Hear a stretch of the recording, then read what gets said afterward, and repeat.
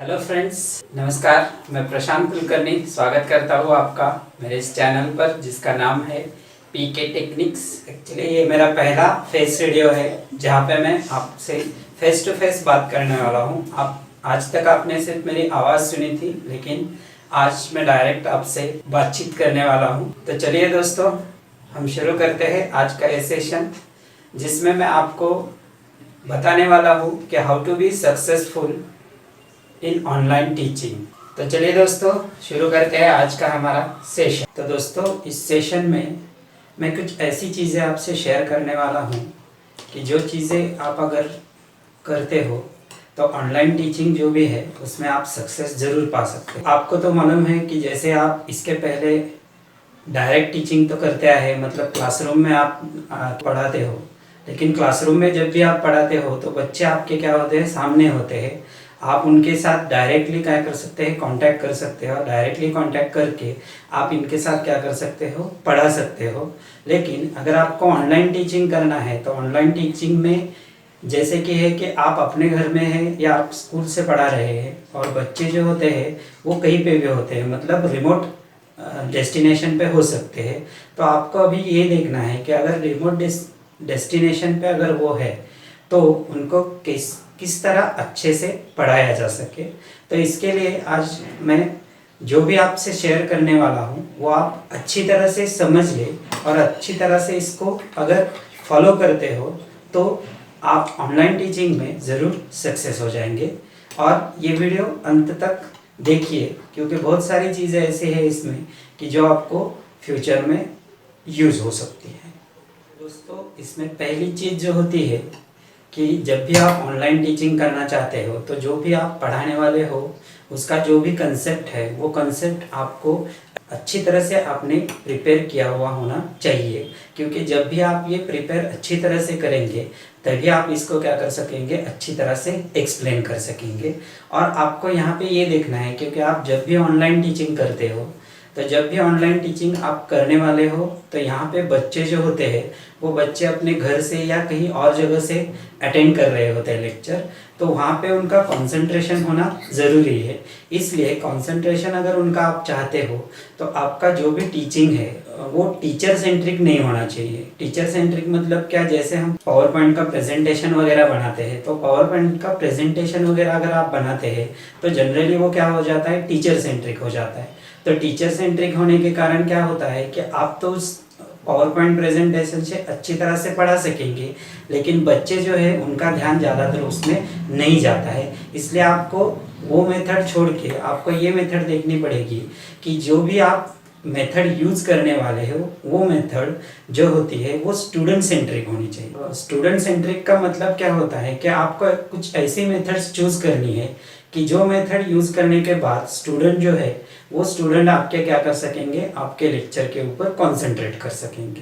तो इसके लिए कौन सी मेथड यूज़ करना है, क्या करना है, मैं आगे आपको बता रहा हूँ।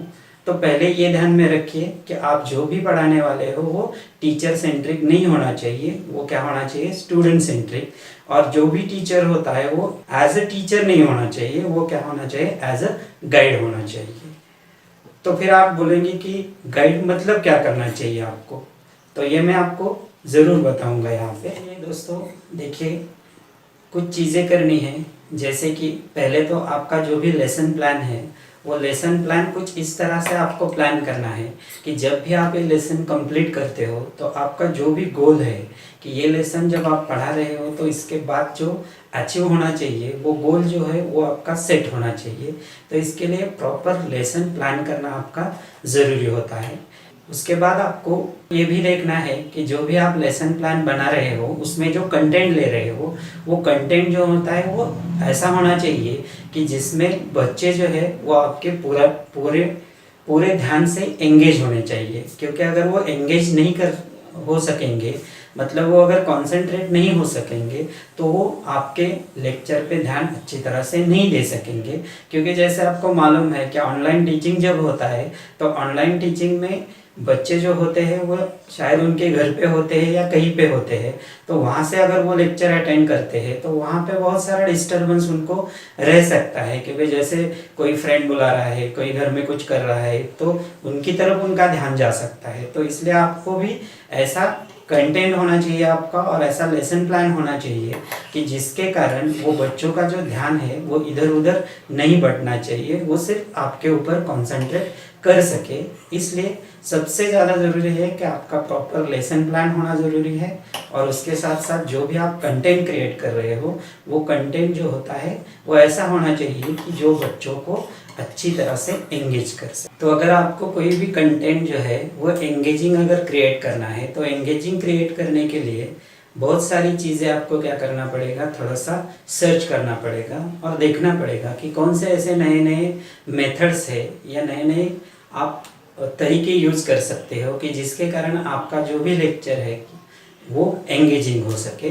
तो इसके लिए मतलब आप बहुत सारी चीज़ें यूज़ कर सकते हैं, जैसे कि वीडियोज़ है, एनिमेशंस है, इन्फोग्राफिक्स आप यूज़ कर सकते हैं, और आप आर्टिकल्स यूज़ कर सकते हैं। आपका इंट्रो वीडियो जो होता है वो इंट्रो वीडियो उसमें डाल सकते हैं। बहुत सारे असाइनमेंट्स वहाँ पे डाल सकते हैं, और जो भी मतलब आपको नेट पे बहुत सारा उसका मटेरियल मिल जाता है, तो वहाँ पे आप जाके वो आपको एक बार देखना पड़ेगा और वो आपको यहाँ पे यूज़ करना पड़ेगा। और आपका जो भी लेक्चर है या लेसन है वो आपको इस तरह से डिवाइड करना पड़ेगा कि ये जो भी पार्ट होते हैं वहाँ पे, तो वो हर एक पार्ट में स्टूडेंट जो है वो आपके लेक्चर के ऊपर प्रॉपरली कंसंट्रेट कर सके।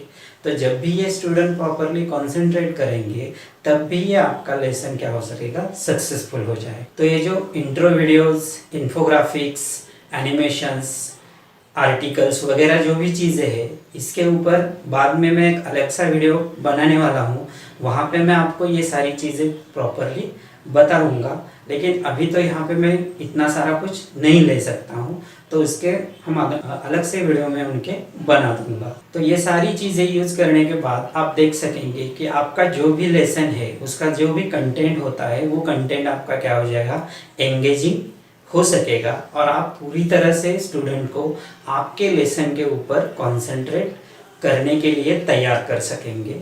तो अभी ये लेक्चर जो भी आपने लेसन लिया हुआ है वो लेसन होने के बाद आपको बाद में बहुत सारी चीज़ें उसमें भी करनी पड़ती है, जैसे कि आपका जो भी लेसन आपने लिया है उसका रिव्यू आप एक बार क्या करना चाहिए, आपको लेना चाहिए। आपको स्टूडेंट से क्वेश्चन आंसर वगैरह करना चाहिए, जिस क्वेश्चन आंसर के थ्रू भी आपको पता चलेगा कि आपने जो भी लेसन लिया हुआ है वो लेसन बच्चों को कितना समझ में आया है। अगर बच्चों को समझ में आया है तो ज़रूर वो उसका आंसर आपको दे सकेंगे। अगर नहीं दिया है तब भी आप एट ए टाइम बहुत सारे बच्चों से अगर जब बोलते हैं तो एक को नहीं आया तो दूसरे को आता है, मतलब जो भी आपका लेसन है वो लेसन आप क्या कर सकेंगे, प्रॉपरली रिव्यू कर सकेंगे। क्योंकि हर एक चीज़ में आप देखते हो कि अगर आप रिव्यू नहीं करते हो, अगर आपको पता नहीं चलेगा कि what is the problem in lecture, अगर प्रॉब्लम ही नहीं पता चलेंगे तो आप उस पर इम्प्रूवमेंट नहीं कर सकेंगे। तो आपको ये करना बहुत ज़रूरी होता है। इसके साथ साथ आप ये भी कर सकते हैं कि पहले एक दो लेक्चर में आपके जो भी कलीग्स है या कोई सीनियर पर्सन्स है आपके स्कूल में से है या कोई भी है, तो उनको आप क्या कर सकते हैं, वो लेक्चर अटेंड करने को बोलिए। क्योंकि अगर वो लेक्चर अटेंड करेंगे तो वो भी आपको अच्छी तरह से फीडबैक दे सकेंगे कि कहाँ पे कौन सी चीज़ में आपको इम्प्रूव करना ज़रूरी है। क्योंकि जैसे मैंने बोला कि जब तक आप इम्प्रूव नहीं करेंगे तब तक आपका लेक्चर अच्छा नहीं हो पाएगा। तो इसलिए ज़रूर इन चीज़ों पे आप ध्यान दीजिए। इसके बाद में जो आता है कि जैसे आपने रिव्यू लिया, फीडबैक वगैरह भी लिया, आप इम्प्रूव करना चाहते हैं कर भी सकते हैं, आगे के लेक्चर में ज़रूर करेंगे। तो इसके बाद में जो आता है तो आपको बच्चों को क्या करना है, कुछ होमवर्क या असाइनमेंट देनी है।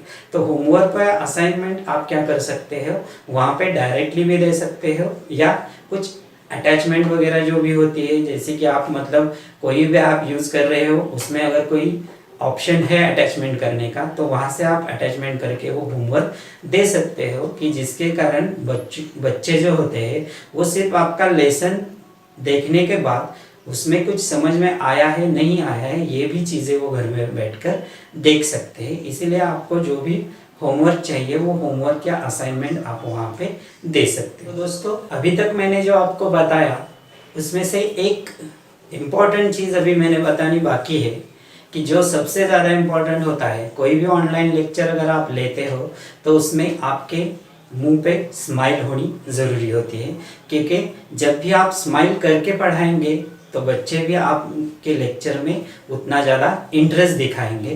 तो इसलिए ये सबसे ज़रूरी है कि जब भी आप कोई ऑनलाइन लेक्चर ले रहे हो तो ऑनलाइन लेक्चर में ज़रूर आप क्या कीजिए, स्माइल करके शुरुआत कीजिए, क्योंकि स्माइल करने के बाद ही बच्चे जो है वो भी थोड़ा सा अच्छा कंसंट्रेट कर सकेंगे आपके लेक्चर के। तो दोस्तों ये सारी चीज़ें हैं कि जो आपको एक सक्सेसफुल ऑनलाइन टीचर होने के लिए मदद कर सकती है।